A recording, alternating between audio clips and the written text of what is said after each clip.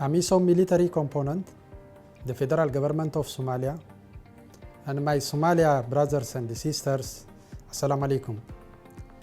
To the people of Somalia, we are grateful for your continued support to the Somali Security Force and AMISOM. As you know, this year, AMISOM has been implementing the second phase of the Somalia Transition Plan.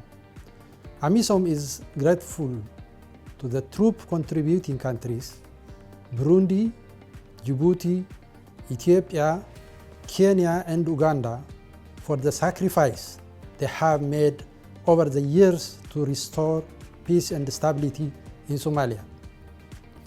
In the first phase of the Somalia Transition Plan, AMISOM handed over key public institutions to the federal government of Somalia, such as the Somali National University.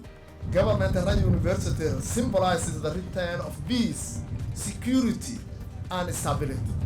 So we will promise, God willing, that next September, students will come and attend this campus. The Mogadishu Stadium. waxaanu mahad celinaynaa ciidamada AMISOM iyo African Union ee muddo taakuleynaya ummadda Soomaaliyeed mahad gaaray leeyihiin iyaguna waxaa la soo gaaray waqtigii aynu aamini lahayn qaadan lahayn dalkan inaynu nagu leenahay And the Somalia Military Academy.